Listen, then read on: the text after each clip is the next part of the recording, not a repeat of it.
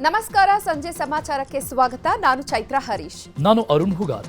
ಸಂಜೆ ಸಮಾಚಾರದಲ್ಲಿ ಯಾವೆಲ್ಲ ಪ್ರಮುಖ ಸುದ್ದಿಗಳಿದೆ ಅಂತ ಒಂದೊಂದಾಗಿ ನೋಡ್ತಾ ಹೋಗೋಣ. ಬೆಂಗಳೂರಿನ ಕೋಗಿಲು ಲೇಔಟ್ನಲ್ಲಿ ಮನೆಗಳನ್ನು ತೆರವು ಮಾಡಿರೋ ಪ್ರಕರಣ ಇದೀಗ ರಾಷ್ಟ್ರ ಮಟ್ಟದಲ್ಲಿ ಸುದ್ದಿ ಮಾಡ್ತಾ ಇದೆ. ಇನ್ನು ಈ ಘಟನೆ ಕುರಿತಂತೆ ಎಐಸಿಸಿ ಪ್ರಧಾನ ಕಾರ್ಯದರ್ಶಿ ಕೆಸಿ ವೇಣುಗೋಪಾಲ್ ಎಂಟ್ರಿ ಕೊಟ್ಟಿದ್ದಾರೆ. ಎಕ್ಸ್ನಲ್ಲಿ ಪೋಸ್ಟ್ ಮಾಡಿರುವ ಅವರು, ಪ್ರಕರಣ ಸಂಬಂಧ ಸಿಎಂ ಡಿಸಿಎಂ ಜೊತೆ ಮಾತನಾಡಿದ್ದೇನೆ. ಸಹಾನುಭೂತಿಯಿಂದ ನಡೆದುಕೊಳ್ಳಬೇಕಿತ್ತು ಎಂಬ ಕಳವಳವನ್ನು ವ್ಯಕ್ತಪಡಿಸಿದ್ದೇನೆ. ಸಂತ್ರಸ್ತರ ಜೊತೆ ವೈಯಕ್ತಿಕವಾಗಿ ಮಾತನಾಡಿ ಪುನರ್ವಸತಿ ಕಲ್ಪಿಸಿಕೊಡುವಂತಹ ಕೆಲಸ ಮಾಡ್ತೀವಿ ಅಂತ ವೇಣುಗೋಪಾಲ್ ಹೇಳಿದ್ದಾರೆ. ಯಲಹಂಕದ ಕೋಗಿಲು ಕ್ರಾಸ್ ಬಳಿ ಮನೆಗಳ ಡೆಮಾಲಿಷನ್ ವಿವಾದಕ್ಕೆ ತಿರುಗಿದ್ದು ರಾಜ್ಯ ಸರ್ಕಾರದ ವಿರುದ್ಧ ಕೇರಳದ ಕಮ್ಯುನಿಸ್ಟ್ ಪಕ್ಷ ಸಮರ ಸಾರಿದೆ. ಇನ್ನು ಮತ್ತೆ ಕೋಗಿಲು ಕ್ರಾಸ್ಗೆ ಕಮ್ಯುನಿಸ್ಟ್ ನಾಯಕರು ಭೇಟಿ ಕೊಟ್ಟಿದ್ದಾರೆ. ಕೇರಳದ ಮಾಜಿ ಸಚಿವ ಕೆಟಿ ಜಲೀಲ್ ನಿಯೋಗ ಇಂದು ಭೇಟಿ ನೀಡಿದೆ. ರಾಷ್ಟ್ರೀಯ ಮಟ್ಟದಲ್ಲಿ ಈ ವಿಷಯವನ್ನು ಪ್ರಸ್ತಾಪಿಸಲು ಸಿಪಿಎಂ ಪಕ್ಷ ಮುಂದಾಗಿದ್ದು ಮತ್ತೆ ನಿಯೋಗ ಭೇಟಿ ನೀಡಿ ಪರಿಶೀಲನೆ ನಡೆಸಿದ್ದಾರೆ.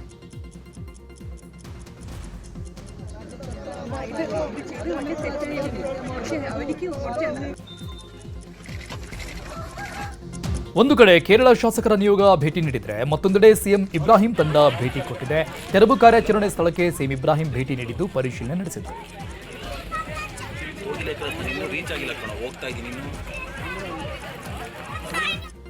ಇನ್ನು ತೆರವು ಕಾರ್ಯಾಚರಣೆ ಮಾಡ್ತಾ ಇದ್ರು ಅಲ್ಲಿನ ನಿವಾಸಿಗಳು ಕೋಗಿಲು ಲೇಔಟ್ ಬಿಟ್ಟು ಹೋಗಿಲ್ಲ. ಟಾರ್ಪಲ್ ಹಾಕೊಂಡು ನಿವಾಸಿಗಳು ವಾಸ ಮಾಡ್ತಾ ಇದ್ದಾರೆ. ಕಳೆದ 9 ದಿನಗಳಿಂದ ಬೀದಿಗೆ ಬಿದ್ದಿರುವ ನಿವಾಸಿಗಳು ಕುಡಿಯೋಕೆ ನೀರು, ತಿನ್ನೋಕೆ ಅನ್ನ ಇಲ್ಲದೆ ಪರದಾಡ್ತಿದ್ದಾರೆ. ಆದರೆ ಸರ್ಕಾರ ಈವರೆಗೂ ಯಾವುದೇ ವ್ಯವಸ್ಥೆ ಮಾಡಿಲ್ಲ. ಹೀಗಾಗಿ ಸಂಘ ಸಂಸ್ಥೆಗಳು ಮಾತ್ರ ಊಟ ನೀರು ವ್ಯವಸ್ಥೆ ಮಾಡ್ತಿದ್ದಾವೆ.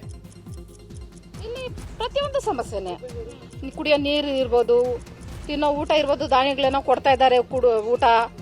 ಊಟದ ಒಂದು ಕಡೆ ಇರಲಿ. ಇವಾಗ ನೋಡ್ರಿ, ಒಂದು ವಾಶ್ರೂಮ್ ಇಲ್ಲ ಹೆಣ್ಮಕ್ಳಿಗೆ, ಒಂದು ಶೌಚಾಲಯ ಇಲ್ಲ, ಒಂದು ಬಟ್ಟೆ ಬದಲಾಯಿಸೋದಕ್ಕೆ ಒಂದು ಜಾಗ ಇಲ್ಲ.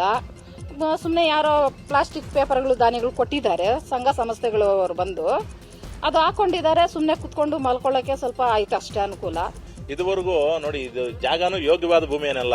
ಎಲ್ಲ ಡಂಪಿಂಗ್ ಯಾರ್ಡಲ್ಲಿ ಕಟ್ಕೊಂಡು ಪಾಪ ಬಡವರೇನೋ ಎಲ್ಲ ಇಲ್ಲಿ ಭಿಕ್ಷಾಟನೆ ಮಾಡ್ಕೊಂಡಿದ್ದಂಥವ್ರು. ಇಂಥ ಭೂಮಿ ಅದು ಯಾರಿಗೆ ಮಾಡ್ಕೊಂಡ್ರೋ ಕೃಷ್ಣ ಬೈರೇಗೌಡರು ಏನೋ ಗೊತ್ತಿಲ್ಲ. ಆದರೆ ಇಂಥ ಭೂಮಿ ಮೇಲೆ ಕಣ್ಣಾಕಿ ಭೂಗಳ್ರು ಎಷ್ಟೆಷ್ಟೋ ಎಕರೆಗಳು ಮಾಡ್ಕೊಂಡವ್ರೆ. ರೆಸಾರ್ಟ್ಗಳು, ಫಾರ್ಮ್ ಹೌಸ್ಗಳು ಎಷ್ಟೆಷ್ಟೋ ಎಕರೆಗಳು ಮಾಡ್ಕೊಂಡು ದಂಧೆ ಮಾಡ್ಕೊಂಡು ಕಾಂಪೌಂಡ್ಗಳು ಹಾಕೊಂಡವ್ರೆ. ಅಂಥವ್ರ ಮೇಲೆ ಬೀಳಿಲ್ಲ ಇವರು. ನೋಡಿ, ಇವ್ರ ಮುಖಗಳು ನೋಡಿದ್ರೆ ನಿಮ್ಗೆ ಅರ್ಥ ಆಗುತ್ತೆ. ಎಲ್ಲ ಡೆಸ್ಟು, ಊಟ ಮಾಡಿ ಕೆಲವರು ಒಂದು 2-3 ದಿನ ಆಗಿದೆ. ನಮಗೆ ಕೃಷ್ಣ ಬೈರೇಗೌಡನವರು ತಾತ್ಕಾಲ ಪತ್ರ ಕೊಟ್ಟಿದ್ರು. ನಮಗೆ ಹಿಂಗೆ ಡಮರೇಷನ್ನು ಗೊತ್ತಿಲ್ಲ. ಇದು ಹಕ್ಕುಪತ್ರ ಅನ್ಕೊಂಡೇ ಇದ್ದೀವಿ. ಆಗಲೇ ನಮಗೆ ಇದು ತಾತ್ಕಾಲ ಪತ್ರ ಅನ್ನೋದು ಗೊತ್ತಿಲ್ಲ. ನಾವೇನೋ ದುಡ್ಡು ಕೊಡೋಕೆ ಹೋಗಿದ್ವಿ. ನಾವು ಅವತ್ತು ಇಲ್ದಿಲ್ದಾಗ ಮನೆ ಇದು ಮಕ್ಕಳನ್ನೆಲ್ಲ ಆಚೆಗೆ ಹಾಕ್ಬಿಟ್ಟು ತೆಗೆದ್ಬಿಟ್ರಲ್ಲ. ಇವಾಗ ನಮ್ಮ ಪರಿಸ್ಥಿತಿ ಯಾರು? ಅವರು ಇವರು ತಂದು ಕೊಟ್ಟಿದ್ದು ಏನೋ ಕೊಡ್ತಾವ್ರೆ, ನಾವು ಜೀವನ ಮಾಡ್ತಾ ಇದ್ವಿ. ಇಲ್ಲಿ ಕೋಗಿಲು ಕ್ರಾಸ್ ಬಳಿ ಮನೆ ತೆರವು ವಿಚಾರದ ಬಗ್ಗೆ ಮಾತನಾಡಿದ ಬಿಜೆಪಿ ಶಾಸಕ ಅಶ್ವಥ್ ನಾರಾಯಣ್, ಸಮಸ್ಯೆ ಬಗೆಹರಿಸುವ ಸರ್ಕಾರ ಅಲ್ಲ, ಇದು ಸಮಸ್ಯೆ ಸೃಷ್ಟಿಸುವ ಸರ್ಕಾರ. ಅಕ್ರಮವಾಗಿ ಮನೆಗಳನ್ನ ಕಟ್ಕೊಂಡ ಮುಸ್ಲಿಮರ ಪರ ಮಾತನಾಡ್ತಿದ್ದಾರೆ. ಹೇಗಾದ್ರೂ ಮಾಡಿ ಕೇರಳ ಚುನಾವಣೆ ಗೆಲ್ಲಬೇಕು ಅಷ್ಟೇ. ಮುಸ್ಲಿಮರ ಮನೆ ತೆರವು ಮಾಡಿದಾಗ ಪಿಣರಾಯಿ ವಿಜಯನ್ ಸರ್ಕಾರದ ವಿರುದ್ಧ ಕಿಡಿಕಾರಿದ್ರು. ಇದಕ್ಕೆ ಸಿಎಂ ಡಿಸಿಎಂ ಕೂಡ ಕೌಂಟರ್ ಕೊಟ್ಟಿದ್ರು. ಆದರೆ ಕೆಸಿ ವೇಣುಗೋಪಾಲ್ ಮಾತ್ರ ಈ ಬಗ್ಗೆ ಟ್ವೀಟ್ ಮಾಡಿರೋದಕ್ಕೆ ಇವರ ಹಸ್ತಕ್ಷೇಪ ಇಲ್ಲ. ಅವರ ವಿರುದ್ಧ ಯಾಕೆ ಸಿಎಂ ಡಿಸಿಎಂ ಮಾತನಾಡಿಲ್ಲ ಅಂತ ಕಿಡಿಕಾರಿದ್ದಾರೆ. ಇಲ್ಲಿ ಬರೀ 200 ಕುಟುಂಬ ಕಾನೂನು ಉಲ್ಲಂಘನೆ ಮಾಡಿ ಅಲ್ಲಿ ಇಲ್ಲಿಗಲ್ ಆಗಿ ಮನೆಗಳು ಕಟ್ಕೊಂಡಿರುವಂಥದ್ದು. ಪಾಪ ಇಲ್ಲಿ ಕಾನೂನಾತ್ಮಕವಾಗಿ ಮನೆ ಕಟ್ತಿರೋರ್ಗೆ ಏನು ಕಾಟ ಕೊಡ್ತಿದ್ದಾರೆ ಇವರು. ಕಟ್ಟಿರೋ ಮನೆಗೆ ಕರೆಂಟು ನೀರು ಕೊಡದೇನೆ ಈ ಸರ್ಕಾರ, ಕಾಂಗ್ರೆಸ್ ಸರ್ಕಾರ ಸತ್ತೋಗಿತ್ತಾ? ಇವ್ರ ಪರಿಸ್ಥಿತಿಗೆ ಒಂದೇ ಒಂದಿನ ಈ ಕಾಂಗ್ರೆಸ್ ಸರ್ಕಾರ ಬರೀ ಯಾವುದೋ 200 ಕಾನೂನು ಉಲ್ಲಂಘನೆ ಮಾಡಿರೋರು, ಇಲ್ಲಿಗಲ್ ಆಗಿ ಹೋಗಿರೋ ಪರವಾಗಿ 200 ಮುಸ್ಲಿಂ ಕುಟುಂಬ ಅನ್ನೋಂಥ ಒಂದೇ ಕಾರಣಕ್ಕೆ ಮುಗಿಲು ಬಿದ್ದವ್ರೆ. ಮುಗಿಲು ಕಾಂಪಿಟೇಷನ್. ಪಿಣರಾಯಿ ವಿಜಯನ್ ಒಂದ್ ಕಡೆ ಕಾಂಪಿಟೇಷನ್, ಇದ್ ಕಡೆ ಕಾಂಗ್ರೆಸ್ ಪಕ್ಷ ವರಿಷ್ಠರು ರಾಹುಲ್ ಗಾಂಧಿಯಿಂದ ಹಿಡಿದು ಕೆಸಿ ವೇಣುಗೋಪಾಲರಿಂದ ಹಿಡಿದು ಎಲ್ಲರೂ ಪೈಪೋಟಿ. ಯಾರು ಮುಸ್ಲಿಂ ಚಾಂಪಿಯನ್ ಅನ್ನೋ ತೋರಿಸ್ಕೊಳ್ಳೋದು. ಯಲಹಂಕದ ಕೋಗಿಲು ಕ್ರಾಸ್ನಲ್ಲಿ ಡೆಮಾಲಿಷನ್ ವಿಚಾರವಾಗಿ ಮಾತನಾಡಿದ ಡಿಸಿಎಂ ಡಿಕೆ ಶಿವಕುಮಾರ್ ಬಿಜೆಪಿ ನಾಯಕರ ಪ್ರಶ್ನೆಗೆ ಕೌಂಟರ್ ಕೊಟ್ಟಿದ್ದಾರೆ. ಬಿಜೆಪಿಯವರು ಅವರ ಉಸ್ತುವಾರಿಗಳು ಹೇಳಿದಾಗ ಕೇಳಲ್ವಾ? ಹಾಗೆ ಕೆಸಿ ವೇಣುಗೋಪಾಲ್ ಹೇಳಿದ್ದಾರೆ, ಅವರಿಗೆ ಹಕ್ಕಿದೆ. ಆದರೆ ಕಾನೂನು ಎಲ್ಲರಿಗೂ ಒಂದೇ. ನಾಳೆ ಈ ಬಗ್ಗೆ ಸಿಎಂ ಜೊತೆ ಸಭೆ ನಡೆಸಿ ಮುಂದಿನ ಕ್ರಮ ತೆಗೆದುಕೊಳ್ತೀವಿ ಅಂತ ಹೇಳಿದ್ರು. ಇನ್ನು ಇದೇ ವಿಚಾರವಾಗಿ ಸಚಿವ ಚಲುವರಾಯಸ್ವಾಮಿ ಕೂಡ ರಿಯಾಕ್ಷನ್ ಕೊಟ್ಟಿದ್ದಾರೆ. ಇವತ್ತೇನು ವೇಣುಗೋಪಾಲ್ ಅವರು ನಮಗೆ ಅಡ್ವೈಸ್ ಮಾಡಿದ್ದಾರೆ, ಎಲ್ಲ ಥರದ ಹಕ್ಕಿದೆ. ಅವ್ರು ಇನ್ಚಾರ್ಜ್ ಇರ್ತಾರೆ, ಅಡ್ವೈಸ್ ಮಾಡ್ತಾರೆ. ಈ BJP ಇನ್ಚಾರ್ಜು, ಆಫೀಸ್ ಬೇರ್ಸು ಅಲ್ಲಿ ಬಂದವರು ಎಲ್ಲ ಅಡ್ವೈಸ್ ಮಾಡಿಲ್ಲ, ಏನೇನು ಬೇಕು ಮಾಡಿದ್ದಾರೆ. ನಾವು ಇವ್ರಿಗೆ ಹೇಳಿದ್ದೀವಿ, ಚೀಫ್ ಮಿನಿಸ್ಟರ್ಗೆ ಹೇಳಿದ್ದೀವಿ. ನಮ್ಮ ಯಾಕಂದರೆ ಅವರೆಲ್ಲ ಏನಾದರೂ ಇದಾಗ್ತಾರ, ಅವರಲ್ಲಿ ಕೆಲವು ನಾವು ಡಿಫೇರ್ ಹಾಕಾಗುತ್ತಾ ಏನಾದ್ರು ನಾವು ಇಡೀ ದೇಶದಲ್ಲಿ ನಮಗೆ ಗೊತ್ತಿದೆ, ನಮ್ಮ ನ್ಯಾಷನಲ್ ಪಾರ್ಟಿ ಒಂದು ಇತಿಹಾಸ ಇದೆ. ಕಾನೂನು ಎಲ್ರಿಗೂ ಒಂದೇ ಕಾನೂನು. ಇದು ಒಕ್ಕೂಟದ ವ್ಯವಸ್ಥೆಯಲ್ಲಿ ಈ ರಾಜ್ಯದವರು ಇಲ್ಲಿರ್ತಾರೆ, ಆ ರಾಜ್ಯದವರು ಅಲ್ಲಿರ್ತಾರೆ, ಎಲ್ಲ ಕಡೆನೂ ಇದ್ದಾರೆ. ಬಟ್ ಆದರೆ ಅಲ್ಲಿ ಕಾರ್ಪೊರೇಷನ್ ಲೆವೆಲಲ್ಲಿ, ಕಾರ್ಪೊರೇಷನ್ ವ್ಯಾಪ್ತಿನಲ್ಲಿ ಈಗ ನಮ್ಮಿಂದ ಹೋಗಿ ಕೇರಳದಲ್ಲಿ ಮನಸ್ಸಿಗೆ ಬಂದಂಗೆ ಮಾಡಲಿಕ್ಕಾಗತ್ತಾ, ಅಥವಾ ತಮಿಳ್ನಾಡಲ್ಲಿ ಮಾಡಲಿಕ್ಕಾಗತ್ತಾ? ಸೊ ಅದು ಆ ಕಾರ್ಪೊರೇಷನ್ ಇದೆ, ಅಲ್ಲಿ ಆಡಳಿತ ಇದೆ, ಅಲ್ಲಿ ಕಾನೂನು ವ್ಯವಸ್ಥೆ ಇದೆ, ಅದು ನೋಡ್ಕೊತಾರೆ. ಕರ್ನಾಟಕ ಸರ್ಕಾರ ಮುಸ್ಲಿಮರನ್ನ ಒಕ್ಕಲೆಬ್ಬಿಸುವಂತ ಕೆಲಸ ಮಾಡ್ತದೆ ಅಂತ ಹೇಳಿಕೆ ಕೊಟ್ಟಿದ್ದಾರೆ. ನಾವು ಯಾವುದೇ ಸಮಾಜದ ವಿರೋಧಿ ಅಲ್ಲ. ಕಾಂಗ್ರೆಸ್ ಸ್ಪಷ್ಟವಾಗಿ ತಿಳ್ಕೊಳ್ಳಿ, ಕಾಂಗ್ರೆಸ್ಸು ಎಲ್ಲ ಸಮುದಾಯಗಳ ಹಿತವನ್ನು ಬಯಸ್ತಕ್ಕಂಥದ್ದು. ಇರ್ಬೋದೇನೋ, ಚುನಾವಣೆ ಇರೋದ್ರಿಂದ ಸ್ವಲ್ಪ ಅಟ್ರಾಕ್ಟ್ ಮಾಡೋದಕ್ಕೆ ಪ್ರಯತ್ನ ಮಾಡಿರ್ಬೋದು.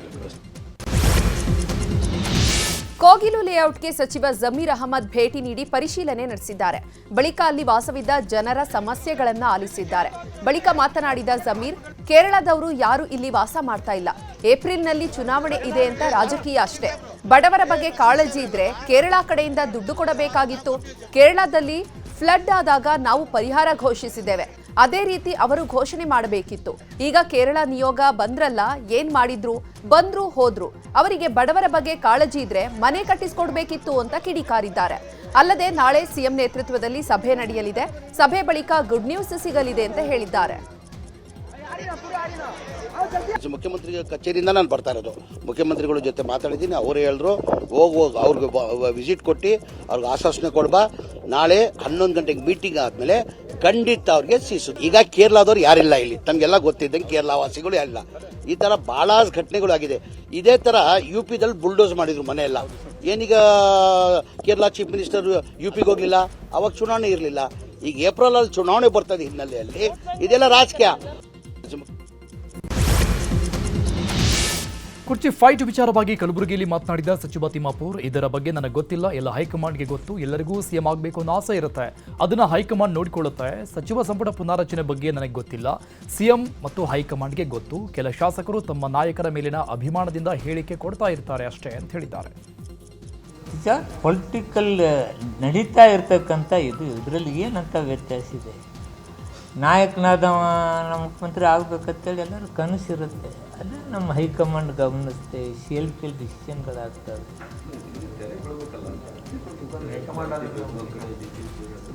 ಈ ಪ್ರಯತ್ನ ಮುಖ್ಯಮಂತ್ರಿ ಆಗೋದು ಪ್ರಯತ್ನ ನಡೆದೇ ಇರ್ತೈತಿ, ಇದು ಅವ್ರು ಮುಂದುವರಿಬೇಕಂತ ಪ್ರಯತ್ನ ನಡೆದೇ ಇರ್ತೈತಿ. ಆದರೆ ಇದನ್ನೆಲ್ಲ ಹೈಕಮಾಂಡ್ ಗಮನಿಸ್ತಾರೆ. ನಮ್ಮ ಸಮರ್ಥ ನಾಯಕರದಾರ, ನಮ್ಮ ಗುಲ್ಬರ್ಗಾದ, ನಮ್ಮ ಈ ಇಡೀ ರಾಜ್ಯದ ಎಷ್ಟು ವರ್ಷಗಳಿಂದ ಅವ್ರು ನೋಡಿಲ್ಲ. ಯಾರು ಏನು ಹೆಂಗೆ ಎಲ್ಲವೂ ಗೊತ್ತಿದೆ, ಸರಿ ಮಾಡ್ತಾರೆ, ಏನು ತೊಂದರೆ. ಇನ್ನು ನವೆಂಬರ್ ಕ್ರಾಂತಿನೂ ಇಲ್ಲ, ಸಂಕ್ರಾಂತಿ ಕ್ರಾಂತಿನೂ ಇಲ್ಲ, ಯುಗಾದಿಯೂ ಇಲ್ಲ ಅಂತ ಸಚಿವ ಚಲುವರಾಯಸ್ವಾಮಿ ಹೇಳಿದ್ದಾರೆ. ಮಂಡ್ಯದಲ್ಲಿ ಮಾತನಾಡಿದ ಅವರು 2028ಕ್ಕೆ ಕಾಂಗ್ರೆಸ್ ಕ್ರಾಂತಿ ಎಬ್ಬಿಸುತ್ತೆ. ಪಕ್ಷದ ತೀರ್ಮಾನಕ್ಕೆ ನಾವು ಬದ್ಧರಾಗಿದ್ದೇವೆ. ಯಾವಾಗ ಸಿಎಂ ಬದಲಾವಣೆ ಮಾಡ್ತಾರೋ ಗೊತ್ತಿಲ್ಲ. ಮುಖ್ಯಮಂತ್ರಿಗಳು ಪಕ್ಷದ ಜೊತೆ ಮಾತನಾಡ್ತಾರೆ. ರಾಹುಲ್ ಗಾಂಧಿ ಖರ್ಗೆ ಕುಳಿತು ಈ ಬಗ್ಗೆ ಚರ್ಚೆ ನಡೆಸಿ ತೀರ್ಮಾನ ಮಾಡ್ತಾರೆ ಅಂತ ಹೇಳಿದ್ದಾರೆ. ಎಲ್ಲ ನವಂಬರ್ದು ಆಗೋಯ್ತಲ್ಲ, ಬಿಡು. ಸಂಕ್ರಾಂತಿಗೂ ಇಲ್ಲ, ನವಂಬರ್ಗೂ ಇಲ್ಲ, ಯುಗಾದಿಗೂ ಇಲ್ಲ, ನೆಗೆಟಿವ್ ಇಲ್ಲ. 28ಕ್ಕೆ ಕ್ರಾಂತಿ ಎಬ್ಬಿಸ್ತೀವಿ ನಡ್ರಿ. ಖರ್ಗೆ ಅವ್ರ ಹತ್ರ ಮಾತಾಡಿದ್ದೀವಿ. ಆದರೆ ರಾಹುಲ್ ಗಾಂಧಿಯವರು ಯಾವತ್ತು ಕೂತ್ಕೊಂಡು 3 ಜನ ತೀರ್ಮಾನ ಮಾಡ್ತಾರೆ ಅದು ಅಂತ ಹೇಳಿರ್ತಾರೆ. ಅದನ್ನು ನೀವು ಹಂಗಂದಿರ್ತೀವಿ. ಯಾರು ಒಪಿನಿಯನ್ನು ಕೇಳಲ್ಲ. ಪಕ್ಷ ಮುಖ್ಯಮಂತ್ರಿಗಳು, ನಮ್ಮ ಪಕ್ಷದ ಅಧ್ಯಕ್ಷರು ಅವರೇ ಕೂತ್ಕೊಂಡು ತೀರ್ಮಾನ ಮಾಡ್ತಾರೆ. ಎಲ್ಲ ಚೆನ್ನಾಗಿದೆ. ಡಿಕೆಶಿ ಸಿಎಂ ಆಗೋ ವಿಚಾರದ ಬಗ್ಗೆ ಮಾತನಾಡಿದ MLC ವಿಶ್ವನಾಥ್, ಅಂತೂ ಇಂತೂ ಕುಂತಿ ಮಕ್ಕಳಿಗೆ ಅಧಿಕಾರ ಇಲ್ಲೋ ಅನ್ನಂಗ ಆಯ್ತು. ಡಿಕೆಶಿ ಪಾರ್ಟಿಗಾಗಿ ದುಡಿದಿದ್ದಾರೆ, ಪಕ್ಷಕ್ಕಾಗಿ ಸಾಕಷ್ಟು ಖರ್ಚು ಮಾಡಿದ್ದಾರೆ. ಈ ಹಿಂದೆ ನಾನು ಪತ್ರ ಬರೆದಿದ್ದೆ, ಈಗ ಆ ಪತ್ರ ಓದೋರು ಯಾರಿದ್ದಾರೆ? ರಾಹುಲ್ ಗಾಂಧಿಗೆ ಪುರ್ಸೊತ್ತೆಲ್ಲಿದೆ? ಸಿದ್ದರಾಮಯ್ಯ ಪತ್ರ ಓದೋದೇ ಇಲ್ಲ. ಖರ್ಗೆಗೆ ಕೇಳಿದ್ರೆ ಅವರು ಹೈಕಮಾಂಡ್ನ ಕೇಳಿ ಅಂತಾರೆ. ಇದೆಲ್ಲ ನೋಡಿದ್ರೆ ಡಿಕೆಶಿಗೆ ಕುರ್ಚಿ ಸಿಗಲ್ಲ ಅನ್ನೋ ಹಾಗಿದೆ ಅಂತ ವ್ಯಂಗ್ಯವಾಡಿದ್ದಾರೆ. ಕೂಡ ಆ ಪಾರ್ಟಿಗೆ ದುಡಿದಿರೋನು. ನಾವೆಲ್ಲ 1980ನೇ ಇಸ್ವಿಯಲ್ಲಿ ಯೂತ್ ಕಾಂಗ್ರೆಸ್ನಾನು ಬಂದರು. ಹಾಗಾಗಿ DK ಕಾಂಗ್ರೆಸ್ಗಾಗಿ ಈಗ DK ಬಂದರೆ ಯಾವ ಊರಿಗೆ ಹೋಗಿ ಒಂದು 50 ಹುಡುಗರು ಬೇಕು. ಕಾಂಗ್ರೆಸ್ನವ್ರು ಯಾವುದೋ ಜಾತಿಯವರಲ್ಲ, ಕಾಂಗ್ರೆಸ್ನವ್ರು. ಡಿಕೆ ಕಾಂಗ್ರೆಸ್ಗೋಸ್ಕರ ದುಡಿದಾನೆ, ಕಾಂಗ್ರೆಸ್ ಕಟ್ಟಿದ್ದಾನೆ, ಕಾಂಗ್ರೆಸ್ಗೋಸ್ಕರ ಹಲವಾರು ಹಣ ಖರ್ಚು ಮಾಡ್ಕೊಂಡಿದ್ದಾನೆ. ಒಂದು ಅವಕಾಶ ಕೊಡಿ. ಜನತಂತ್ರ ವ್ಯವಸ್ಥೆಯಲ್ಲಿ ಯಾರೋ ಒಬ್ಬ ಕೂತ್ಕೊಳ್ಳೋಕೆ ಮಹಾರಾಜ ಅಲ್ಲ ಡಿಕೆ. ಕಾಂಗ್ರೆಸ್ನಲ್ಲಿ ಕುರ್ಚಿ ಗಲಾಟೆ ವಿಚಾರವಾಗಿ ಹುಬ್ಬಳ್ಳಿಯಲ್ಲಿ ಮಾತನಾಡಿದ ಶಾಸಕ ಮಹೇಶ್ ತೆಂಗಿನಕಾಯಿ, ಕಾಂಗ್ರೆಸ್ ಸರ್ಕಾರದಲ್ಲಿ ಯಾರು ಬಜೆಟ್ ಮಂಡಿಸ್ತಾರೋ, ಯಾರು ಸಿಎಂ ಆಗ್ತಾರೋ ಎಲ್ಲವೂ ಗೊಂದಲವಾಗಿದೆ. ದೆಹಲಿಯಲ್ಲಿ ಸಿದ್ದರಾಮಯ್ಯ ಅವರಿಗೆ ರಾಹುಲ್ ಭೇಟಿ ಅವಕಾಶ ಸಿಕ್ಕಿಲ್ಲ. ಇತ್ತ ಡಿಕೆಶಿ ಹೈಕಮಾಂಡ್ ನಿರ್ಧಾರಕ್ಕೆ ಎದುರು ನೋಡ್ತಾ ಇದ್ದಾರೆ. ಆದರೆ ಎಐಸಿಸಿ ಅಧ್ಯಕ್ಷ ಮಲ್ಲಿಕಾರ್ಜುನ ಖರ್ಗೆ ಕರ್ನಾಟಕದಲ್ಲಿಯೇ ಸರಿಪಡಿಸಿಕೊಳ್ಳಿ ಅಂತಿದ್ದಾರೆ. ಇದನ್ನೆಲ್ಲ ನೋಡಿದ್ರೆ ಜನವರಿಯಲ್ಲಿ ದೊಡ್ಡ ಮಟ್ಟದ ಬದಲಾವಣೆ ಆಗುವುದಂತೂ ಖಚಿತ ಅಂತ ಹೇಳಿದ್ದಾರೆ. ಮಲ್ಲಿಕಾರ್ಜುನ ಖರ್ಗೆ ಅವರು ಹೈಕಮಾಂಡ್ ಅಂತ ತಿಳ್ಕೊಂಡಿತ್ತು ಜನ. ಆದರೆ ಇವತ್ತು ಹೈಕಮಾಂಡನ್ನು ಅಂತಕ್ಕಂಥ ರಾಷ್ಟ್ರೀಯ ಅಧ್ಯಕ್ಷರ ಕೈ ಚೆಲ್ಬಿಟ್ಟಿದ್ದಾರೆ. ಇದು ನಮ್ಮ ಕಡೆ ಇಲ್ಲ, ನೀವು ಕರ್ನಾಟಕದಲ್ಲೇ ಬಗೆಹರಿಸ್ಕೊರಿ ಅಂತಕ್ಕಂಥ ಮಾತನ್ನು ಒಬ್ಬ ರಾಷ್ಟ್ರೀಯ ಅಧ್ಯಕ್ಷರಾಗಿ ಹೇಳ್ತಾರೆ. ಅಂತಂದರೆ ಕಾಂಗ್ರೆಸ್ಸಿನ ಯಾವ ರೀತಿಯಾಗಿರ್ತಕ್ಕಂಥ ಅಧೋಗತಿಗೆ ಹೋಗೈತಿ ಅನ್ನುವಂಥದ್ದು ಅಷ್ಟೇ ಸ್ಪಷ್ಟವಾಗ್ತಾ ಇದೆ. ಮತ್ತು ಒಂದು ಸಲ ಡಿ.ಕೆ. ಶಿವಕುಮಾರ್ ಅವ್ರು ಹೋಗಿ ಭೇಟಿಯಾಗಿ ಬರ್ತಾರೆ, ಒಂದು ಸಲ ಸಿದ್ದರಾಮಯ್ಯ ಅವ್ರು ಹೋಗಿ ಭೇಟಿ ಬರ್ತಾರೆ, ಆಗಿ ಬರುವಂಥದ್ದು ಆಗುತ್ತೆ.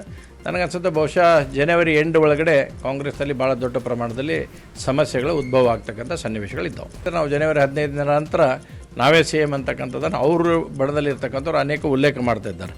ಈಗ ಯಾವ್ರು ಸಿ ಎಮ್ ಇರ್ತಾರೋ ಅಥವಾ ಇವ್ರು ಬಜೆಟ್ ಮಂಡನೆ ಮಾಡ್ತಾರೋ ಇದು ಕಾಂಗ್ರೆಸ್ ಪಾರ್ಟಿ ತೀರ್ಮಾನ. ಯಾಕಂದರೆ ಕಾಂಗ್ರೆಸ್ ಹೈಕಮಾಂಡು ಕೈ ಚೆಲ್ಬಿಟ್ಟಿದ್ದೀವಿ, ನಮ್ಮ ಕೈಗಿಲ್ಲ ಅಂತೇಳಿ. ನಮ್ಮಲ್ಲಿ ಕಾಂಗ್ರೆಸ್ನಲ್ಲಿ ಕುರ್ಚಿ ಜಟಾಪಟಿಯ ಬೆನ್ನಲ್ಲೇ ಗೃಹ ಸಚಿವ ಪರಮೇಶ್ವರ್ಗೆ ಸಿಎಂ ಸ್ಥಾನ ನೀಡಬೇಕು ಅಂತ ಒತ್ತಾಯಿಸಲಾಗಿದೆ. ಮೈಸೂರಿನ ಖಾಸಗಿ ಹೋಟೆಲ್ನಲ್ಲಿ ಪರಮೇಶ್ವರ್ ಅಭಿಮಾನಿಗಳು ಸುದ್ದಿಗೋಷ್ಠಿ ನಡೆಸಿ ಮಾತನಾಡಿದ್ದಾರೆ. ಬಿಳಿಕೆರೆ ರಾಜು, ದಲಿತ ಸಮುದಾಯ ಯಾವಾಗಲೂ ಕಾಂಗ್ರೆಸ್ ಪರವಾಗಿದೆ. ಅನೇಕ ಸಂದರ್ಭದಲ್ಲಿ ದಲಿತರಿಗೆ ಸಿಎಂ ಸ್ಥಾನ ಕೈ ತಪ್ಪಿದೆ. ಈಗಲಾದರೂ ಸಿದ್ದರಾಮಯ್ಯ ಅವರನ್ನ ಬದಲಾವಣೆ ಮಾಡಿದ್ರೆ ಪರಮೇಶ್ವರ್ ಅವರಿಗೆ ಸಿಎಂ ಸ್ಥಾನ ನೀಡಿ. ನಾವು ಕೂಡ ಮೈಸೂರಿನಲ್ಲಿ ದಲಿತ ಸಮಾವೇಶ ಮಾಡ್ತೀವಿ ಅಂತ ಹೇಳಿದ್ದಾರೆ. ಯಾಕೆಂದರೆ ಇತ್ತೀಚಿನ ದಿನಗಳು ನೋಡ್ತಾ ಇದ್ರೆ ಇದು ನೋಡ್ತಾ ನಮಗೂ ತಡ್ಕೊಳಕ್ಕೆ ಆಯ್ತಾ ಇಲ್ಲ. ಯಾಕೆಂದರೆ ನಮ್ಮ ಲೀಡರ್ ಪರಮೇಶ್ವರ್ ಅವರು ಎಲ್ಲ 2 ಸಾರಿ ಅನ್ಯಾಯ ಆಯಿತು ಅವ್ರಿಗೆ. 2013ರಲ್ಲಿ ಗೆಲ್ಲಂತ ಮುಖ್ಯಮಂತ್ರಿ ಆಗಂತ ಕ್ಯಾಂಡಿಡೇಟ್ ಸೋತರು. ಪರಮೇಶ್ವರ್ ಮನೆಗೆ ಹೋಗ್ತೀರಿ, ಪರಮೇಶ್ವರ್ ಸಾಹೇಬ್ರ ಮನೆಗೆ ಹೋಗ್ತೀರಿ, ಊಟ ಮಾಡಿಸ್ತೀರಿ, ಮುಂದಿನ ಮುಖ್ಯಮಂತ್ರಿ ಅಲ್ಲ. ಅಲ್ಲಿ ಇನ್ನೆರಡು ಪೇಪರಲ್ಲಿ ನೋಡಿದ್ರೆ ಇನ್ನೂ ಇಬ್ಬರ ಹೆಸರು ಬರ್ತಾ ಇರ್ತದೆ. ಮಾಡಬೇಕು ಅನ್ನೋ ದೃಷ್ಟಿ ನಿಮಗೆ ಪ್ರೀತಿ ವಿಶ್ವಾಸ ಇದ್ದರೆ ಮಾಡಿ. ನಾನು ಪರಮೋತ್ಸವ ಮಾಡಬೇಕು ಅಂತ ಹೇಳಿ ನಾನು ಮೈಸೂರು ಜಿಲ್ಲೆಯಲ್ಲಿ ಈ ಭಾಗದಲ್ಲಿ ಚಾಮರಾಜನಗರದ ನಮ್ಮ ಈ ಜಿಲ್ಲೆಯಲ್ಲಿ ದಲಿತರು ತುಂಬ ಜನ ಇದ್ದಾರೆ. ಶಾಸಕರ ಸರ್ಕಾರಿ ವಾಹನದಲ್ಲಿ ಮಗಳು ದರ್ಬಾರ್ ನಡೆಸಿರುವ ಆರೋಪ ಕೇಳಿಬಂದಿದೆ. ಕಾಗವಾಡ ಶಾಸಕ ರಾಜು ಕಾಗೆ ಅವರ ಪುತ್ರಿ ತೃಪ್ತಿ ಕಾಗೆಯಿಂದ ಸರ್ಕಾರಿ ವಾಹನ ದುರ್ಬಳಕೆ ಮಾಡಿಕೊಂಡಿರುವ ಆರೋಪ ಕೇಳಿಬಂದಿದೆ. ರಾಜು ಕಾಗೆ ಕಾಗವಾಡ ಕ್ಷೇತ್ರದ ಕಾಂಗ್ರೆಸ್ ಶಾಸಕ ಹಾಗೂ ವಾಯುವ್ಯ ಕರ್ನಾಟಕ ಸಾರಿಗೆ ನಿಗಮದ ಅಧ್ಯಕ್ಷರಾಗಿದ್ದಾರೆ. ಸದ್ಯ ಅವರ ಪುತ್ರಿ ಸರ್ಕಾರಿ ವಾಹನದಲ್ಲಿ ರಾಜಾರೋಷವಾಗಿ ಸಂಚಾರ ಮಾಡಿದ್ದಾರೆ. ಚಿಕ್ಕೋಡಿಯಲ್ಲೂ ಅವರು ಸಂಚಾರ ನಡೆಸಿರುವಂತಹ ವಿಡಿಯೋ ವೈರಲ್ ಆಗಿದ್ದು, ಸರ್ಕಾರಿ ಕೆಲಸ ಬಿಟ್ಟು ಕುಟುಂಬದವರ ಕೆಲಸಕ್ಕಾಗಿ ಸರ್ಕಾರಿ ವಾಹನ ಬಳಕೆ ಮಾಡ್ತಾ ಇದ್ದಾರೆ ಅಂತ ಆಕ್ರೋಶ ವ್ಯಕ್ತವಾಗ್ತಾ ಇದೆ. ಮೈಸೂರು ಅರಮನೆ ಬಳಿ ಹೀಲಿಯಂ ಸಿಲಿಂಡರ್ ಬ್ಲಾಸ್ಟ್ ಆದ ಪ್ರಕರಣದ ಬಗ್ಗೆ ದಾವಣಗೆರೆಯಲ್ಲಿ ಮಾತನಾಡಿದ ಯದುವೀರ್, ಏನೇ ಇದ್ರೂ ತನಿಖಾ ವರದಿಗಾಗಿ ನಾವು ಕಾಯಬೇಕಾಗುತ್ತೆ. ವರದಿ ಬರದೆ ಮಾತನಾಡೋದು ಸರಿಯಲ್ಲ. ಈ ಪ್ರಕರಣದ ಬಗ್ಗೆ ಅಧಿಕೃತವಾಗಿ ವರದಿ ಬಂದ ಬಳಿಕ ಮಾತನಾಡ್ತೇನೆ ಅಂತ ಯದುವೀರ್ ಹೇಳಿದ್ದಾರೆ. ಇಲ್ಲ, ಇದ್ದು ಏನೇ ಇದ್ರೂ ನಾವು ವರದಿ ಬರೋವರೆಗೂ ನಾವು ಕಾಯಬೇಕಾಗಿದೆ. ಅದು ವರದಿ ಬರಲಿ, ತಜ್ಞರ ಒಂದು ವರದಿ ಪ್ರಕಾರ ನಾವು ನಮ್ಮ ಹೇಳಿಕೆಗಳು ಕೊಡೋಣ. ಸದ್ಯದಲ್ಲಿ ಸುಮ್ಮನೆ ಹೇಳಿಕೆಗಳು ಕೊಡೋದು ಸರಿ ಹೋಗಲ್ಲ. ಅಧಿಕೃತವಾಗಿ ಒಂದು ವರದಿ ಬರಲ್ಲ. ಇಲ್ಲ, ಮೈಸೂರು ಅರಮನೆ ಮುಂದೆ ಹೀಲಿಯಂ ಸಿಲಿಂಡರ್ ಬ್ಲಾಸ್ಟ್ ಪ್ರಕರಣದ ತನಿಖೆ ಚುರುಕಾಗಿದೆ. ಸ್ಫೋಟದ ಹಿನ್ನೆಲೆಯಲ್ಲಿ ಮೈಸೂರಲ್ಲಿ ಭಾರೀ ಅಲರ್ಟ್ ಮಾಡಲಾಗಿದೆ. ಇನ್ನು ಈ ಬಗ್ಗೆ ಮಾತನಾಡಿದ ಶ್ರೀರಾಮ ಸೇನೆ ಮುಖ್ಯಸ್ಥ ಪ್ರಮೋದ್ ಮುತಾಲಿಕ್, ಈ ಪ್ರಕರಣವನ್ನ ಎನ್ಐಎ ತನಿಖೆಗೆ ನೀಡಬೇಕು. ಸಿಲಿಂಡರ್ ಬ್ಲಾಸ್ಟ್ನಲ್ಲಿ 3 ಅಮಾಯಕ ಜೀವಗಳು ಬಲಿಯಾಗಿರುವುದು ನೋವಿನ ಸಂಗತಿ. ಈ ಘಟನೆ ಬಗ್ಗೆ ಸಂಶಯವಿದೆ. ಸಲೀಂ ಸೇರಿದಂತೆ 4 ಲಾಡ್ಜ್ನ ಒಂದೇ ಕೊಠಡಿಯಲ್ಲಿದ್ದರು ಅಂತ ಪೊಲೀಸರು ಹೇಳ್ತಾ ಇದ್ದಾರೆ. ಅವರು ಉತ್ತರ ಪ್ರದೇಶದವರ ಅಥವಾ ಬೇರೆ ಕಡೆಯವರ ಅನ್ನೋದು ದೃಢವಾಗಬೇಕು. ಹೀಗಾಗಿ ಈ ಪ್ರಕರಣವನ್ನ ಎನ್ಐಎಗೆ ವಹಿಸಬೇಕು ಅಂತ ಹೇಳಿದ್ದಾರೆ. ನಿಜವಾಗಿಯೂ ಉತ್ತರ ಪ್ರದೇಶದವರೇನಾ ಅಥವಾ ಇನ್ನೆಲ್ಲಿಂದನೇ ಬಂದಿದ್ದಾರ ಅಂತನ್ನುವಂಥದ್ದು ಇದನ್ನ ಸಮಗ್ರ ತನಿಖೆ ಆಗಬೇಕು. ನಾನು ಹೇಳೋದು ಕೇಂದ್ರದ ಎನ್ಐಎನೇ ತನಿಖೆ ಆಗಬೇಕು. ಅವರೇ ಸರಿಯಾದ ಇದನ್ನ ಮೂಲ ಎಲ್ಲಿ ಹೇಗೆ ಏನಾಯಿತು ಅಂತನ್ನುವಂಥದ್ದು ಹುಡುಕ್ತಾರೆ ಮತ್ತು ಸರಿಯಾದ ಅದಕ್ಕೆ ವರದಿಯನ್ನು ಕೊಡ್ತಾರೆ ಅಂತನ್ನುವಂಥದ್ದು ನಾನು ಹೇಳ್ತೇನೆ. ನಿಜವಾಗಿಯೂ ಇನ್ನು ಇದೇ ವಿಚಾರವಾಗಿ ಮಾತನಾಡಿದ ವಿಧಾನ ಪರಿಷತ್ ಸದಸ್ಯ ಎಚ್ ವಿಶ್ವನಾಥ್, ಅರಮನೆ ಮುಂಭಾಗವೇ ಸ್ಫೋಟವಾಗಿದೆ, ಸಿಸಿಟಿವಿ ಕೆಳಭಾಗದಲ್ಲೇ ಸ್ಫೋಟವಾಗಿದೆ, ಆದರೆ ಬ್ಲಾಸ್ಟ್ ಆದ ವಿಡಿಯೋ ಇಲ್ಲ. ಹಾಗಾದರೆ ಅರಮನೆಯಲ್ಲಿರುವ ಸಿಸಿಟಿವಿಗಳು ಫೇಕ್ ಆಗಿವೆ. ಇಂತಹ ಘಟನೆಗಳು ಮೈಸೂರಿಗೆ ಕೆಟ್ಟ ಹೆಸರು ತರ್ತಾ ಇವೆ. ಇನ್ನಾದರೂ ಪೊಲೀಸರು, ಜಿಲ್ಲಾಡಳಿತ ಕ್ರಮ ತೆಗೆದುಕೊಳ್ಳಬೇಕು ಅಂತ ಹೇಳಿದ್ದಾರೆ. ಹೀಲಿಯಂ ಗ್ಯಾಸ್ ಬಿಲ್ನಲ್ಲಿ ಮಾಡ್ತಾನೆ ಅಂತ ಏನು ಅವನು ಯಾವ ಲೈಸೆನ್ಸ್ ತಗೊಂಡಿದ್ದ, ಏನು ತಗೊಂಡಿದ್ದ, ಯಾರೇನು ಬೇಕಾದ್ರೂ ಮಾಡ್ಕೊಂಡು ಹೋಗ್ಬೋದು, ಯಾರೇನು ಬೇಕು. ನಿಜ ಬೀದಿ ಬದಿ ವ್ಯಾಪಾರಿಗಳು ಬದುಕಬೇಕು, ಅವಕ್ಕೆಲ್ಲ ಒಂದು ಬೇರೆ ಜಾಗ ಮಾಡಿ ಅವ್ರಿಗೊಂದು ಲೈಸೆನ್ಸ್, ಅವ್ರಿಗೊಂದು ಇನ್ಶೂರೆನ್ಸು, ಒಂದು ID ಕಾರ್ಡು ಇವೆಲ್ಲ ಕೊಡಿ, ಗೌರವಿತವಾಗಿ ಮಾಡಿರಕ್ಕಂಥದ್ದು ಹೀಲಿಯಂ. ಮಂಡ್ಯದ ಕನಕ ಭವನದಲ್ಲಿ ನಡೆದ ಕುರುಬ ಸಭೆಯಲ್ಲಿ ಭಾರೀ ಹೈ ಡ್ರಾಮಾ ನಡೆದಿದೆ. ಸಭೆಯಲ್ಲಿ ಸಭಾ ನಡವಳಿಯಲ್ಲಿ ಚುನಾವಣೆ ನಡೆಸದೆ ಹಾಲಿ ಆಡಳಿತ ಮಂಡಳಿ ಮುಂದುವರಿಸುವ ವಿಷಯ ಪ್ರಸ್ತಾಪಿಸಿದ್ದಕ್ಕೆ ಭಾರೀ ಖಂಡನೆ ವ್ಯಕ್ತವಾಗಿದೆ. ಅಧ್ಯಕ್ಷ, ಆಡಳಿತ ಮಂಡಳಿ ವಿರುದ್ಧ ಸದಸ್ಯರು ರೊಚ್ಚಿಗೆದ್ದಿದ್ದಾರೆ. ಚುನಾವಣೆ ಬೇಕೇ ಬೇಕು ಅಂತ ಪಟ್ಟು ಹಿಡಿದಿದ್ದಾರೆ. ಸದಸ್ಯರ ಆಕ್ರೋಶಕ್ಕೆ ಅಧ್ಯಕ್ಷ ಪಲಾಯನ ಮಾಡಿದ್ದಾರೆ. ಪೊಲೀಸರ ರಕ್ಷಣೆಯಲ್ಲಿ ಹಿಂಬಾಗಿಲ ಮೂಲಕ ಅಧ್ಯಕ್ಷರು ಪರಾರಿಯಾಗಿದ್ದು, ಅಧ್ಯಕ್ಷ ರಾಜೀನಾಮೆ ಕೊಡುವಂತೆ ಸದಸ್ಯರು ಪ್ರತಿಭಟನೆ ನಡೆಸಿದ್ದಾರೆ. ಹೊಸ ವರ್ಷಾಚರಣೆ ಸಂಭ್ರಮದಲ್ಲಿರುವಾಗಲೇ ಬೆಂಗಳೂರಲ್ಲಿ 55 ಕೋಟಿ ಮೌಲ್ಯದ ಡ್ರಗ್ಸ್ ಪತ್ತೆ ಹಚ್ಚಲಾಗಿದೆ. ಬೆಂಗಳೂರು ಹೊರವಲಯದಲ್ಲಿ 3 ಫ್ಯಾಕ್ಟರಿಗಳನ್ನು ಮಹಾರಾಷ್ಟ್ರ ಪೊಲೀಸರು ಪತ್ತೆ ಹಚ್ಚಿದ್ದಾರೆ. ಬಾಗಲೂರು ಪೊಲೀಸ್ ಠಾಣಾ ವ್ಯಾಪ್ತಿಯ ಸ್ಪಂದನಾ ಲೇಔಟ್, ಕೊತ್ತನೂರು ಪೊಲೀಸ್ ಠಾಣಾ ವ್ಯಾಪ್ತಿಯ NG ಗೊಲ್ಲಹಳ್ಳಿ ಹಾಗೆ ಅವಲಹಳ್ಳಿ ಪೊಲೀಸ್ ಠಾಣಾ ವ್ಯಾಪ್ತಿಯ ಯರಪ್ಪನಹಳ್ಳಿಯಲ್ಲಿ ಡ್ರಗ್ಸ್ ತಯಾರಿಕಾ ಫ್ಯಾಕ್ಟರಿ ಸೆಟಪ್ ಮಾಡಲಾಗಿತ್ತು. ಡಿಸೆಂಬರ್ 21ರಂದು ಮುಂಬೈನಲ್ಲಿ ಭಾರೀ ಪ್ರಮಾಣದ ಡ್ರಗ್ಸ್ ಸಿಕ್ಕಿತ್ತು. ಈ ವೇಳೆ ಅಬ್ದುಲ್ ಖಾದಿರ್ ಶೇಖ್ ಎಂಬಾತನ ಬಂಧನ ಮಾಡಲಾಗಿತ್ತು. ಆತನಿಂದ ದೊರೆತ ಮಾಹಿತಿಯ ಅನ್ವಯ ಬೆಂಗಳೂರಲ್ಲಿ ದಾಳಿ ಮಾಡಲಾಗಿದೆ. ಇನ್ನು ರಾಜಸ್ಥಾನ ಮೂಲದ ಕಿಂಗ್ ಪಿನ್ಗಳು ಬೆಂಗಳೂರಲ್ಲಿ ದಂಧೆ ನಡೆಸ್ತಾ ಇದ್ರು ಎನ್ನಲಾಗ್ತಾ ಇದೆ. ಯೋಗಿರಾಜ್ ಕುಮಾರ್, ನಯನ್ ಪವಾರ್ ಡ್ರಗ್ಸ್ ದಂಧೆ ಮಾಡ್ತಾ ಇದ್ರಂತೆ. ಇಲ್ಲಿಂದಲೇ ದೇಶದ ಹಲವು ಕಡೆಗೆ ಎಗ್ಗಿಲ್ಲದೆ ಡ್ರಗ್ಸ್ ಸಪ್ಲೈ ಮಾಡಲಾಗ್ತಾ ಇತ್ತಂತೆ. ಬೆಂಗಳೂರಲ್ಲಿ ಪ್ರಶಾಂತಿ ಯಲ್ಲಪ್ಪ ಮೂಲಕ ಡ್ರಗ್ಸ್ ಫ್ಯಾಕ್ಟರಿಯನ್ನ ಮಾಡಿಕೊಂಡು ದಂಧೆ ನಡೆಸ್ತಾ ಇದ್ರು ಎನ್ನಲಾಗಿದೆ. ಬೆಂಗಳೂರಲ್ಲಿ ಡ್ರಗ್ಸ್ ಫ್ಯಾಕ್ಟರಿ ಪತ್ತೆಯಾದ ವಿಚಾರದ ಬಗ್ಗೆ ಮಾತನಾಡಿದ ಗೃಹ ಸಚಿವ ಪರಮೇಶ್ವರ್, ಯಾರೊಬ್ಬರು ಕೊಟ್ಟ ಮಾಹಿತಿ ಹಿನ್ನೆಲೆಯಲ್ಲಿ ಮಹಾರಾಷ್ಟ್ರ ಪೊಲೀಸರು ಇಲ್ಲಿಗೆ ಬಂದು ದಾಳಿ ಮಾಡಿದ್ದಾರೆ. ಅವರು ಮಾತ್ರವಲ್ಲ, ನಮ್ಮ ರಾಜ್ಯದ ಪೊಲೀಸರ ಸಹಕಾರದಿಂದಲೂ ರೇಡ್ ಮಾಡಲಾಗಿದೆ. ಡ್ರಗ್ಸ್ ಮಾಡಲು ಬೇಕಾದ ಮೆಫೆನ್ ತಯಾರಿ ಮಾಡ್ತಾ ಇದ್ರು. 4 kg 1.20 ಕೋಟಿ ಡ್ರಗ್ಸ್ ವಶಪಡಿಸಿಕೊಳ್ಳಲಾಗಿದೆ. ಹೊಸ ವರ್ಷ ಆಗಿರೋದ್ರಿಂದ ಬೇರೆ ಕಡೆಯಿಂದ ತಂದು ಇಲ್ಲಿ ದಾಸ್ತಾನು ಮಾಡಿಕೊಡ್ತಾ ಇದ್ದಾರೆ. ಹೀಗಾಗಿ ಯಾರೇ ಡ್ರಗ್ಸ್ ಪೆಡ್ಲರ್ಸ್ ಇದ್ರೂ ಕೂಡ ಕ್ರಮ ಆಗುತ್ತೆ ಅಂತ ಹೇಳಿದ್ರು. ಇನ್ನು ಇದೇ ವಿಚಾರವಾಗಿ ಸಚಿವ ಚಲುವರಾಯ ಸ್ವಾಮಿ ಕೂಡ ಪ್ರತಿಕ್ರಿಯಿಸಿದ್ದಾರೆ. ನಿನ್ನೆ ದಿವಸ ಒಂದು ಕೇಸು, ಅವರು ಮಹಾರಾಷ್ಟ್ರದವರು ಪೊಲೀಸ್ನವರು ಅವರಿಗೆ ಯಾರನ್ನೋ ಬಾಂಬೆನಲ್ಲಿ ಹಿಡಿದಾಗ ಅವನು ಯಾರು ನನಗೆ ಮಾಹಿತಿಯನ್ನು ಅವ್ರಿಗೆ ಕೊಟ್ಟಿದ್ದಾರೆ. ಆ ಮಾಹಿತಿ ಆಧರಿಸ್ಕೊಂಡು ಇಲ್ಲಿ ಅವರು ಬಂದಿದ್ದು. ನಮ್ಮ ಪೊಲೀಸ್ನವರು ಅವರ ಜೊತೆಯಲ್ಲೇ ನಮ್ಮವರು ಕೂಡ ಆ ಮಾಹಿತಿ ಶೇರ್ ಮಾಡಿಕೊಂಡು ನಮ್ಮ DCP ಕೂಡ ಹೋಗಿದ್ದಾರೆ. ನಮ್ಮ ಸೋಕೋ ಟೀಮ್ ಕೂಡ ಭಾಗವಹಿಸಿದ್ದಾರೆ. ಹಾಗಾಗಿ ಅವರು ಹೇಳಿದ್ದು 50 ಕೋಟಿ ವರ್ತು 58 ಕೋಟಿ ವರ್ತು ಡ್ರಗ್ಸು ಅಂತೆಲ್ಲ ಅವ್ರು ಹೇಳಿದ್ದಾರೆ. ಅದೆಲ್ಲ ಸತ್ಯಕ್ಕೆ ದೂರವಾಗಿರೋದು. 1.5 kg 1 kgಗೆ 30 ಲಕ್ಷ ಅದು ಬೆಲೆ ಬಾಳೋದು. ಅವ್ರನ್ನೆಲ್ಲರನ್ನೂ ಕೂಡ ನಮ್ಮ ಬುಕ್ಸಲ್ಲಿ ಯಾರ್ಯಾರಿದ್ದಾರೆ ಅವ್ರನ್ನೆಲ್ಲರನ್ನೂ ಕೂಡ ಮಾನಿಟ್ರ್ ಮಾಡಿ ಅವ್ರನ್ನೆಲ್ಲ ಹಿಡ್ದಾಕಿದ್ದೀವಿ. ನಮ್ಮವ್ರ ಸಹಕಾರದಿಂದನೇ ಮಾಡಿರೋದು. ಅವರು ಬಂದಿದ್ದಾರೆ, ಇವರು ಬಂದಿದ್ದಾರೆ. ಸುಮ್ಮನೆ ಏನೇನೋ ಹೇಳ್ತಕ್ಕಂಥದ್ದು ಇನ್ಫಾರ್ಮೇಷನ್ ಸಿಕ್ಕಿದೆ. ಈ ದೇಶದಲ್ಲೆಲ್ಲ, ಈ ಪ್ರಪಂಚದಲ್ಲಿ ಡ್ರಗ್ ಮಾಫಿಯಾ ಇದೆ. ಈ ಪ್ರಪಂಚದಲ್ಲಿ ಅವನು ಜೊತೆಲೇ ಓಡಾಡ್ತಾನಂತೆ ಎಲ್ಲ ದೊಡ್ಡ ದೊಡ್ಡ ಲೀಡರ್ಗಳ ಜೊತೆಲಿ. ಆ ಡ್ರಗ್ ಮಾಫಿಯಾ ಇದೆಯಲ್ಲ, ಅವ್ನು ಹಿಡಿಯೋಕ್ಕಾಗ್ತಾಯಿಲ್ಲ. ಅವನ್ನ ಹಿಡಿಲಿಕ್ಕೆ ಕಾನೂನು ವ್ಯಾಪ್ತಿಗೆ ಬರ್ತಾ ಇಲ್ಲ. ಬಹುಶಃ ನಮ್ಮಲ್ಲಿ ಈಗ ಸ್ವಲ್ಪ ದಿವಸದಲ್ಲಿ ಏರ್ಪೋರ್ಟಲ್ಲಿ ಹಿಡಿದಿದ್ರು ನಮ್ಮವರೇ ಪೊಲೀಸರು. ಸ್ವಲ್ಪ ದಿವಸದಲ್ಲಿ ಬೆಂಗಳೂರಲ್ಲಿ ಹಿಡಿದಿದ್ರು. ನಿರಂತರವಾಗಿ ನಡೆಯುತ್ತೆ ಇದು. ಬೆಂಗಳೂರಿನಲ್ಲಿ ಡ್ರಗ್ಸ್ ಫ್ಯಾಕ್ಟರಿ ಪತ್ತೆಯಾಗಿರುವ ವಿಚಾರದ ಬಗ್ಗೆ ಗದಗದಲ್ಲಿ ಮಾತನಾಡಿದ ಸಂಸದ ಬಸವರಾಜ ಬೊಮ್ಮಾಯಿ, ರಾಜ್ಯದಲ್ಲೇ ಅತಿ ಹೆಚ್ಚು ಡ್ರಗ್ಸ್ ಬಳಕೆಯಾಗ್ತಾ ಇದೆ. ಕರ್ನಾಟಕ ರಾಜ್ಯ ಮತ್ತೊಂದು ಉಡ್ತಾ ಪಂಜಾಬ್ ಆಗಲಿದೆ. ಪೊಲೀಸರ ಭಯ ಇಲ್ಲ. ಇಲ್ಲಿನ ಪೊಲೀಸ್ ಅಧಿಕಾರಿಗಳು ಡ್ರಗ್ಸ್ ಪೆಡ್ಲರ್ಗಳ ಜೊತೆ ಶಾಮೀಲಾಗಿದ್ದಾರೆ ಅನ್ನುವಂತಹ ಸಂಶಯ ಇದೆ. ಈ ಸರ್ಕಾರ ಡ್ರಗ್ಸ್ ಕಂಟ್ರೋಲ್ ಮಾಡಿಲ್ಲ. ಜಿಲ್ಲಾ ಕೇಂದ್ರಗಳಲ್ಲೂ ಕೂಡ ಡ್ರಗ್ಸ್ ಮಾಫಿಯಾ ವ್ಯಾಪ್ತಿಯಾಗಿದೆ. ಇನ್ನು ಕೂಡಲೇ ಈ ಬಗ್ಗೆ ಸಿಎಂ ಎಚ್ಚೆತ್ತು ಇದಕ್ಕೆ ಕಠಿಣ ಕಡಿವಾಣವನ್ನು ಹಾಕಬೇಕು ಅಂತ ಹೇಳಿದ್ದಾರೆ. ಇನ್ನು ಇದೇ ವಿಚಾರವಾಗಿ ಶಾಸಕ ಅಶ್ವಥ್ ನಾರಾಯಣ್ ಯದುವೀರ್ ಕೂಡ ಪ್ರತಿಕ್ರಿಯಿಸಿದ್ದಾರೆ. ರಾಷ್ಟ್ರದವರು ಬಂದಿಲ್ಲಿ ಕಂಡು ಹಿಡಿತಾರೆ, ಇಲ್ಲಿಯವ್ರಿಗೆ ಗೊತ್ತಿಲ್ಲ ಅಂತಂದರೆ ಅದರ ಅರ್ಥ ಇಲ್ಲಿಯ ಪೊಲೀಸರು ಈ ಡ್ರಗ್ ಟ್ರಾಫಿಕರ್ ಜೊತೆಗೆ ಕೆಲವೆಲ್ಲ ಅಧಿಕಾರಿಗಳು ಇದರಲ್ಲಿ ಶಾಮೀಲಾಗಿದ್ದಾರೆ ಅಂಥೇಳಿ ಸಂಶಯ ಬರೋದಕ್ಕೆ ಸಾಧ್ಯತೆ ಇದೆ. ಒಟ್ಟಾರೆ ಈ ಸರ್ಕಾರ ಡ್ರಗ್ಸು ಅಲ್ಲಿ ಕಂಟ್ರೋಲ್ ಮಾಡೋದ್ರಲ್ಲಾಗಲಿ, ಡ್ರಗ್ಸ್ ಕನ್ಸಂಪ್ಷನ್ ಇದು ಮಾಡೋದ್ರಲ್ಲಾಗಲಿ, ಎಲ್ಲ ಕಾಲೇಜು ಎಲ್ಲ ಇದರಲ್ಲಿ ಇವತ್ತು ಇನ್ಕ್ಲೂಡಿಂಗ್ ಹಾವೇರಿ ಜಿಲ್ಲೆವರೆಗೂ ಇವಾಗ ಬಂದುಬಿಟ್ಟಿದೆ. ಇದೇ ಥರ ಮುಂದುವರೆದ್ರೆ ಉಡ್ತಾ ಪಂಜಾಬ್ ಇತ್ತು, ನಂಗೆ ಉಡ್ತಾ ಕರ್ನಾಟಕ ಆಗ್ತದೆ. ಪೊಲೀಸ್ ಸ್ಟೇಷನ್ ಲಿಮಿಟ್ನಲ್ಲಿ ಎಲ್ಲಿ ಏನು ಆ್ಯಕ್ಟಿವಿಟಿ ನಡೀತಿದೆ ಅನ್ನೋದು ಗೊತ್ತಿಲ್ಲ ಅಂದರೆ ಯಾವ ರೀತಿ ಗೃಹ ಇಲಾಖೆ ಕಾರ್ಯನಿರ್ವಹಿಸ್ತದೆ, ನಾವು ಎಷ್ಟು ಸುರಕ್ಷಿತವಾಗಿದ್ದೀವಿ, ಯಾವ ರೀತಿ ಮಾದಕ ವಸ್ತುಗಳು ಎಲ್ಲಿ ಬೇಕಾದ್ರೆ ಏನು ಬೇಕಾದ್ರೆ ತಯಾರು ಮಾಡ್ಬೋದು, ಏನನ್ನು ಬೇಕಾದ್ರೆ ಮಾಡ್ಬೋದು, ಎಲ್ಲ ರೀತಿ ಸ್ವರೂಪದಲ್ಲೂ ಬಳಕೆಯನ್ನು ಮಾಡಲಿಕ್ಕೆ ಅವಕಾಶ ಇದೆ ಅನ್ನೋಂಥದ್ದನ್ನ ಇಲ್ಲಿ ಎದ್ದು ಕಾಣ್ತಿರುವಂಥದ್ದು. ಈ ವಿಚಾರದಲ್ಲಿ ನೀವು ಯಾವಾಗಾರು ಸರ್ಕಾರ ಕೇಳಿದ್ರೆ ನೋಡ್ತೀವಿ, ಮಾಡ್ತೀವಿ. DGP ಅವರು ಅವ್ರ ಇಲಾಖೆ ಏನು ಕೆಲಸ ಮಾಡ್ತಿದೆ ಅಂತ ನಮ್ಗೆ ಅರ್ಥ ಆಗಲ್ಲ. ಗೃಹ ಮಂತ್ರಿಗಳಂತೂ ಯಾವಾಗಲೂ ಅವರು ನೋಡಲಾಗುವುದು, ಮಾಡಲಾಗುವುದು ಅನ್ನೋಂಥದ್ದು ಹೇಳ್ತಾ ಇರ್ತಾರೆ. ಪ್ರಶ್ನೆ ಇರೋದಿಲ್ಲಿ ನಮ್ಮ ಕಾನೂನು ಮತ್ತು ಸುವ್ಯವಸ್ಥೆ. ಇಂಥ ಒಳ್ಳೆಯ ಗುಪ್ತಚರ ಇಲಾಖೆ ಇದೆ, ಎಲ್ಲನೂ ಕೂಡ ಒಳ್ಳೆಯ ವ್ಯವಸ್ಥೆ ಇದೆ. ಅವ್ರಿಗೇನಕ್ಕೆ ಸ್ವಾತಂತ್ರ್ಯ ಕೊಡ್ತಾ ಇಲ್ಲ ನೀವು?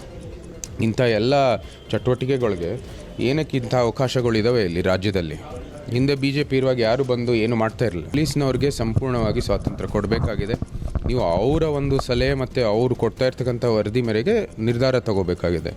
ನೀವೇ ಅವ್ರಿಗೆ ನಿರ್ದೇಶನ ಕೊಟ್ಟರೆ ಎಲ್ಲೋ ಒಂದು ಕಡೆ ಅದು ಹಿನ್ನಡೆ ಆಗೇ ಆಗುತ್ತೆ. ಈಗ ಎಲ್ಲ ಕಡೆ ನಿಮಗೇನು ಕೊಕೇನು ಮತ್ತು ಈ ಸಿಂಥೆಟಿಕ್ ಡ್ರಗ್ಸ್ ಏನಿದೆ ಮತ್ತು ಗಾಂಜಾ, ಇದು ಅತಿ ಹೆಚ್ಚು ವ್ಯಾಪಕವಾಗಿ ಈ ವ್ಯಸನ ಪದಾರ್ಥಗಳನ್ನು ಜಾಲಗಳು ಅತಿ ಹೆಚ್ಚು ಬೆಳೆದು ಕೂತಿದ್ದಾವೆ.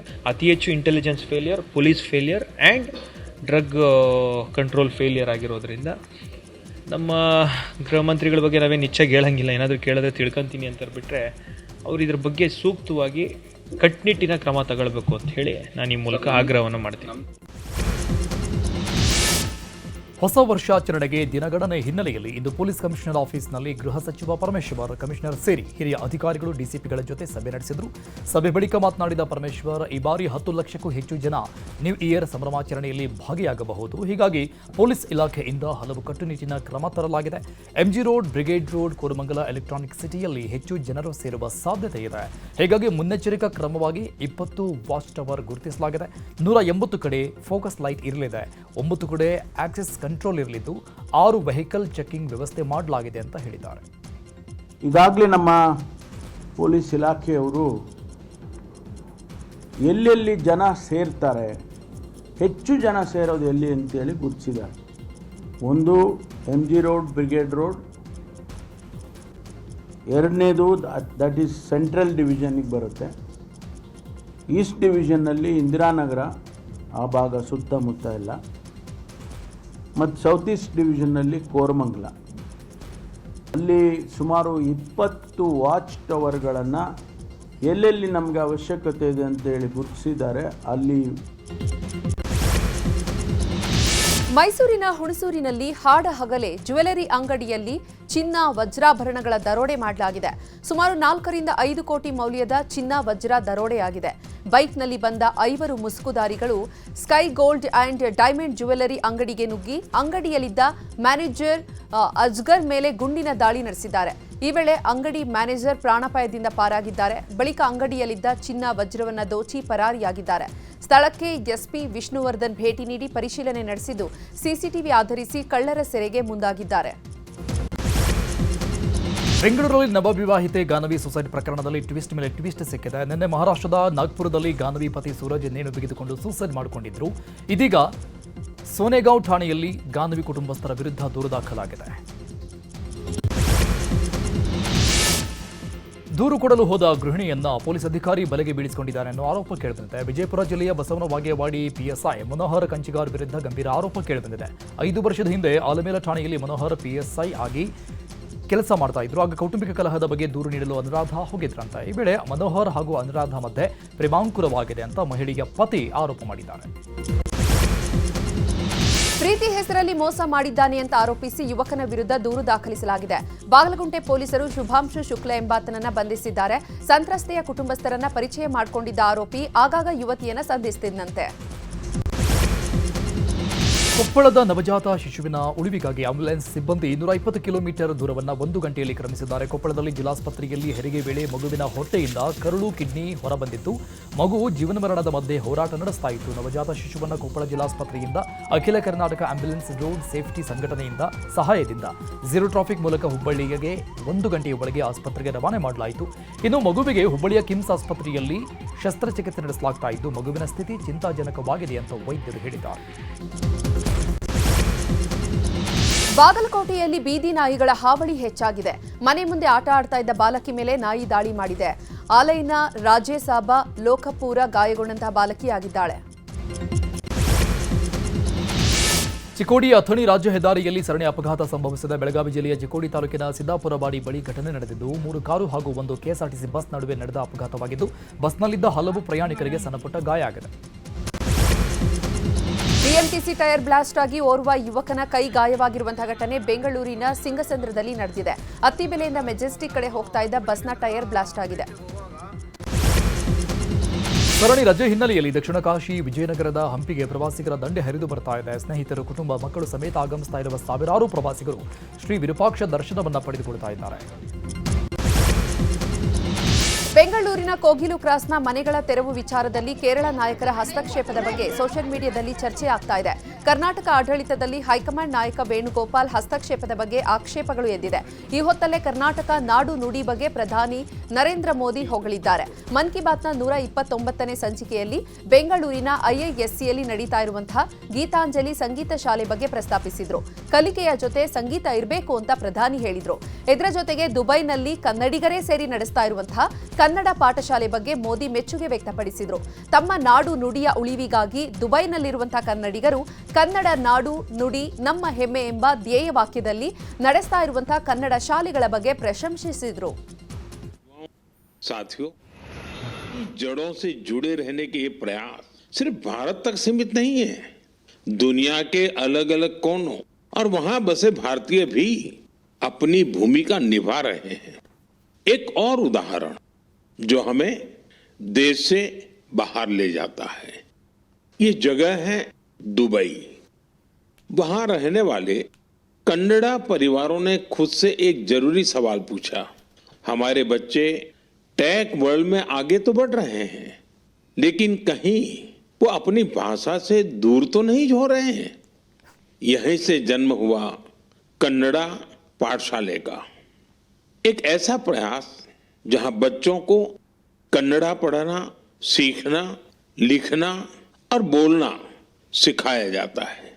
आज इससे 1000 से ज्यादा बच्चे जुड़े हैं. वाकई कन्नड़ा नाडु नुडी नम्मा हेम्मे, कन्नड़ा की भूमि और भाषा हमारा गर्व है. अपनी संस्कृति की जड़ों को अच्छी तरह थाम रही है. नई सोच के साथ, नए तरीकों के साथ. साथियों, आपने इंडियन इंस्टीट्यूट ऑफ साइंस, उसका नाम तो जरूर सुना होगा. रिसर्च और इनोवेशन इस संस्थान की पहचान है. कुछ साल पहले वहां के कुछ छात्रों ने महसूस किया कि पढ़ाई और रिसर्च के बीच संगीत के लिए भी जगह होनी चाहिए. बस यहीं से एक छोटी सी म्यूजिक क्लास शुरू हुई. न बड़ा मंच, न कोई बड़ा बजट.